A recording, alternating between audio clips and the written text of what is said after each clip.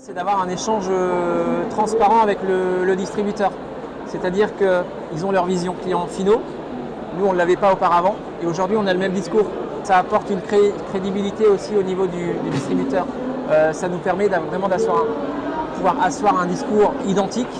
On parle de la même chose, on a les mêmes données. Et ça, encore une fois, ça fait gagner du temps pendant l'entretien et pendant les objectifs commerciaux qu'on a à construire avec le distributeur. Et donc ça, on ne pouvait pas le faire avant parce qu'automatiquement, on avait cette vision qui était un peu cachée. Il y avait tout un travail de préparation et de questionnement à faire auprès du distributeur qui des fois pouvait paraître un peu long parce que c'est des données qui sont quand même assez longues à aller chercher.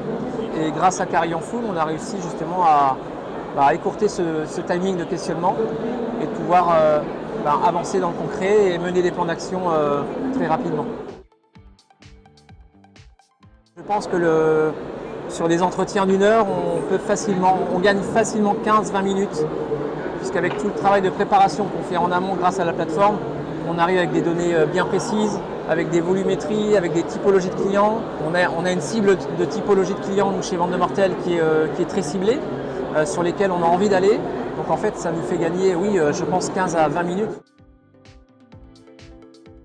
Oui, parce qu'en fait, on fait nos points hebdomadaires donc le lundi avec l'équipe. On en fait une aussi tous les mois. Et moi, automatiquement, j'essaie de les positionner en début de mois pour avoir les stats Carillon Food clôturés. Et ça me permet, dès le début du mois, de pouvoir aussi présenter l'activité du mois dernier avec les plateformes transférées à toute mon équipe.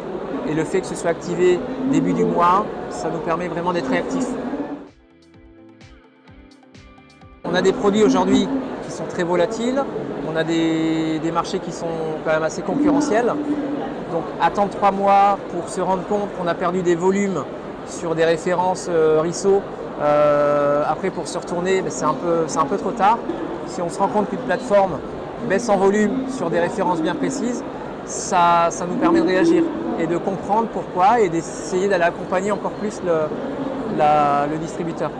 A l'inverse, s'il y a des belles performances, l'idée c'est aussi de comprendre quelles ont été les actions menées par le distributeur pour que nos références puissent évoluer très fortement. Elle répond clairement à nos attentes parce que, encore une fois, je vous expliquais qu'on avait avant une vision totalement effacée. On avait du mal à aller récupérer les infos.